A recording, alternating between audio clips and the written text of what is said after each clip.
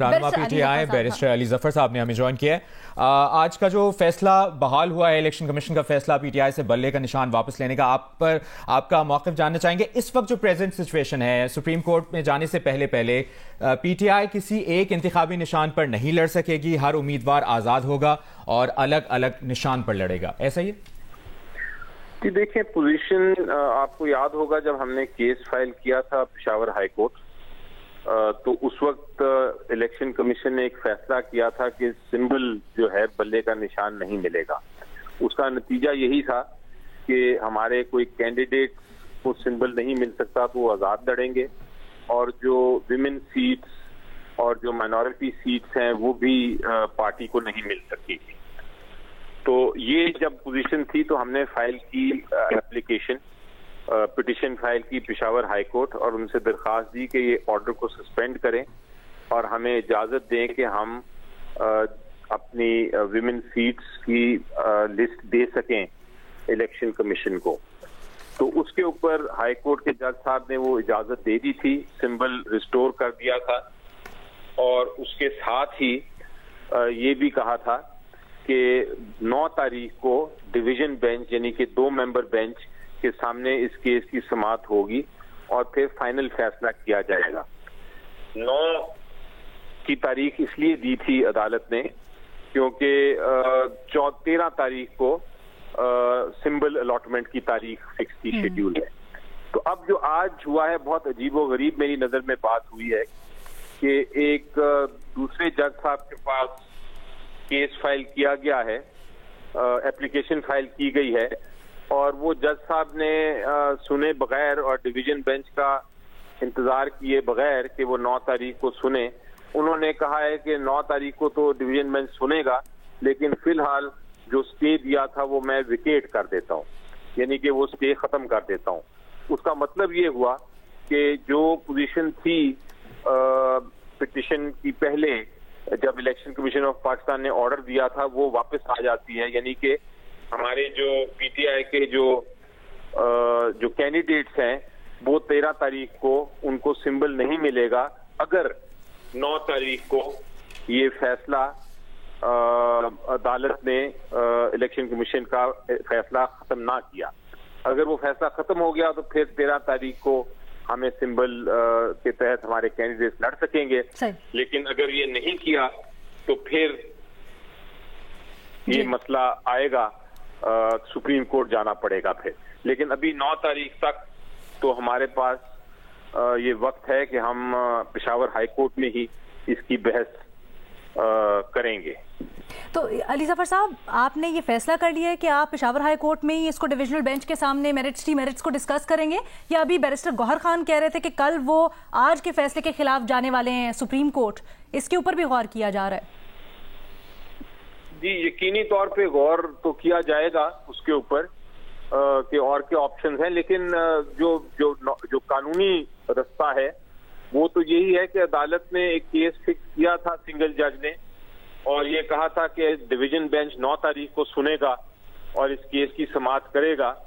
तो ये जो बीच में एक वापस ले लिया गया है स्टे ऑर्डर को, इसकी ये मेरी समझ से बाहर है, और ये मुझे नहीं समझ आ रही कि वो किस वजह से और क्यों और किस कानून के तहत अदालत ने, सिंगल जज ने वापस लिया है। जिन जज साहब ने स्टे दिया था उनके सामने मुझे जो समझ आ रही है वो नहीं लगा केस किसी और जज साहब के पास सामने लगा, और वो एप्लीकेशन थी, और उस एप्लीकेशन पे हमें सुने बगैर जिनको स्टे दिया था उनको सुने बगैर एक फैसला वो स्टे वापस ले लिया। उसका क्या फायदा या नुकसान होगा? सर, आपके वकील ने तो आज दलाइल दिए हैं। जी नहीं तो आपको तो सुना गया, और इलेक्शन कमीशन ने भी यही कहा कि पिछला जो फैसला था उसमें जिसमें आपको स्टे ऑर्डर दिया गया था उसमें इलेक्शन कमीशन को नहीं सुना गया। नहीं, हमें तो नहीं सुना गया ना इस वक्त। सर, खालिद अनवर साहब, आपके काजी अनवर साहब आपकी तरफ से आज पेश नहीं हुए? जी, काजी अनवर साहब तो पेश हुए, मेरा ख्याल है ये कहने के लिए कि हमें आप वक्त दें कि ये एप्लीकेशंस आई हैं, हम उसको सुनना चाहते हैं, लेकिन वो कोई बहस नहीं सुनी स्टे के ऊपर। फिर उन्होंने सवाल किया कि क्या इलेक्शन कमीशन हाईकोर्ट के फैसले के खिलाफ अदालत आ सकता है, उनकी रिट ठीक नहीं है। 26 दिसंबर को फैसला आया तो उन्होंने तो अपना मौक़िफ़ सामने रखा और ये भी कहा कि इस पर अभी तक अमल नहीं किया गया। इलेक्शन कमीशन ने अब तक वेबसाइट पर इंट्रा पार्टी इंतखाबात सर्टिफिकेट जारी नहीं किया। मेरा ख्याल है मैं जो बात करना चाह रहा हूँ, मैं ये पॉइंट बताना चाह रहा हूँ और यहाँ बताना चाह रहा हूँ कि उस दिन मैंने 4 घंटे बहस की थी। 4 घंटे, और बाकी जो अटॉर्नी जनरल के ऑफिस के लोग थे और जो दूसरे फ्री कैन के वकील थे, वो 4 साढ़े 4 घंटे बहस की थी एक स्टे पे, और उसके बाद उस स्टे को दिया गया था। आज जो हुआ है, मेरी नजर में एक एप्लीकेशन आई है सिर्फ इलेक्शन कमीशन ऑफ पाकिस्तान की तरफ से, और उस इलेक्शन कमीशन वो जो बजाय वो स्टे के ऊपर बहस सुनने के, वो उन्होंने स्टे को विकेट कर दिया है।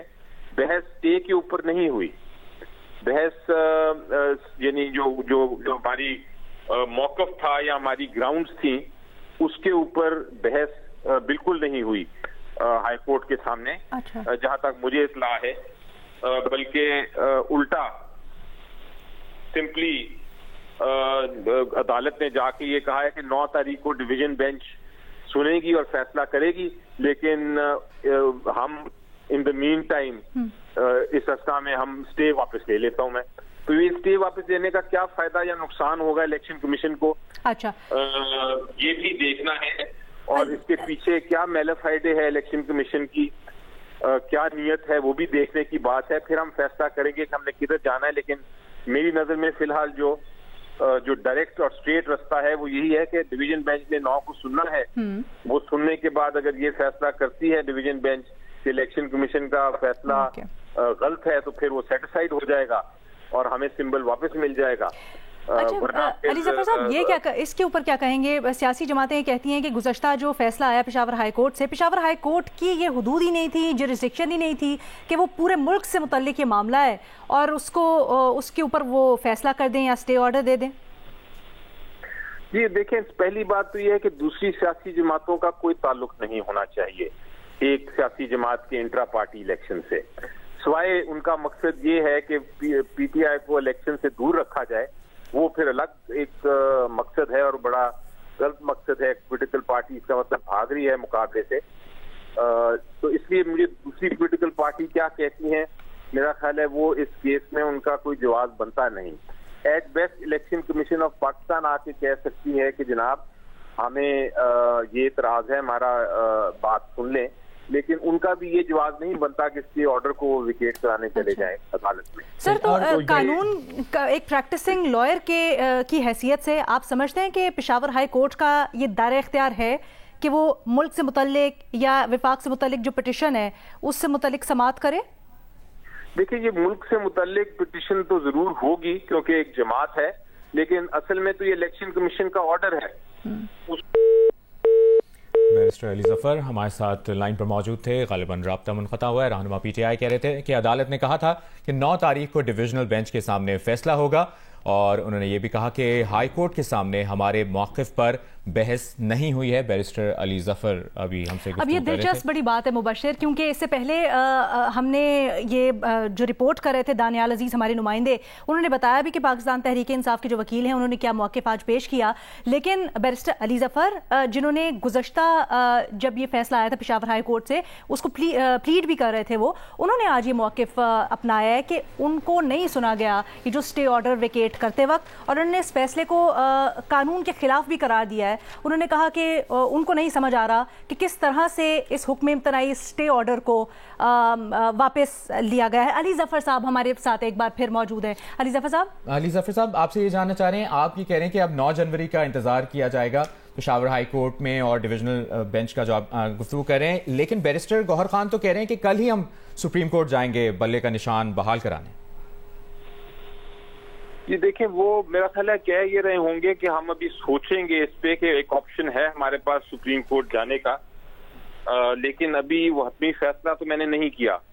अभी तक मैंने ये फैसला नहीं किया कि हमें किधर जाना है। अगर जाना है तो फिर मुशावरत से ही फैसला होगा। अभी एक हमें सरप्राइज मिला है अदालत से। आपका सवाल मेरा ख्याल है मेरे फोन कटने से पहले उसका मैं जवाब देना चाहता हूँ।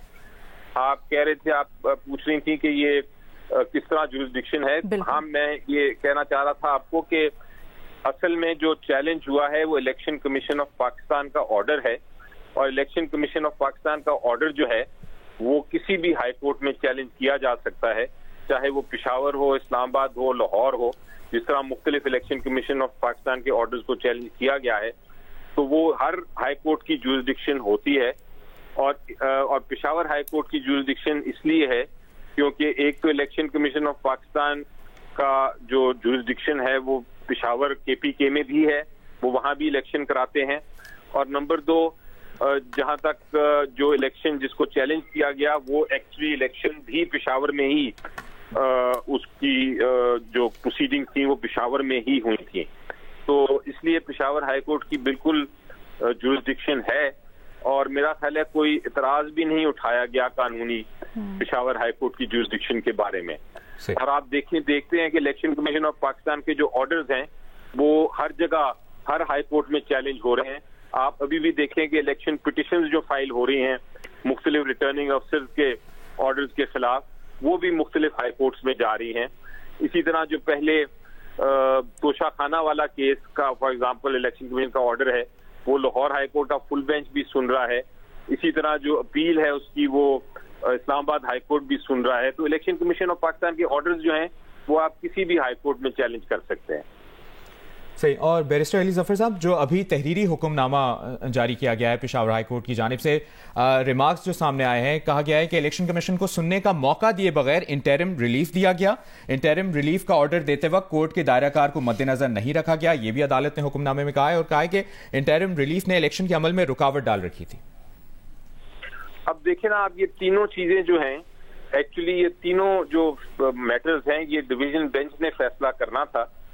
और ये कहना कि इलेक्शन कमीशन ऑफ पाकिस्तान को सुना नहीं गया, तो इलेक्शन कमीशन ऑफ जब भी स्टे होता है और हर रोज हम अदालतों में पेश होते हैं, जब स्टे होता है और अर्जेंट मैटर होता है तो अदालतें दूसरी पार्टी का सुने बगैर एक वन साइडेड केस पे भी फैसला स्टे का दे देती हैं।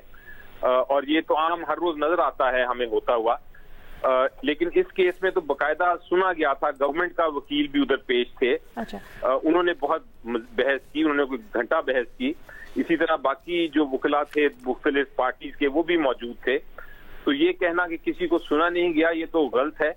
लेकिन मैं कहता हूं अगर किसी को भी ना सुना जाता तब भी कोई गलती नहीं थी हाई कोर्ट के ऑर्डर में, क्योंकि ये तो एक आम ये भी फरमा दीजिएगा। आप कह रहे हैं आपको आज का फैसला एक अचंभे की बात ही है, सरप्राइज लगा। सर आप लोग तो कह रहे थे हर चीज के लिए आप तैयार हैं, प्लान B, C तैयार हैं। आप लोगों ने यकीनन सोचा होगा, मीडिया पे भी खबरें गर्दिश कर रही थी रिट पिटिशन की, तो क्या आपकी हिकमत अमली होगी अब आगे?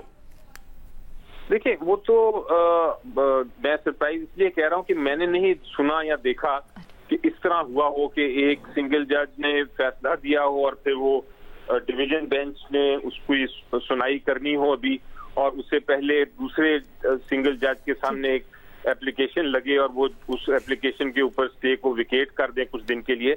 मैं उसके ऊपर सरप्राइज हो रहा हूँ। बाकी जो कुछ हो रहा है या जो फैसला है या सिंबल नहीं मिलता तो उसके ऊपर क्या स्ट्रेटजी होगी वो हमारा प्लान है, और बड़ी क्लियर स्ट्रेटजी है वो। क्या? उसमें कोई सरप्राइज या घबराहट नहीं है।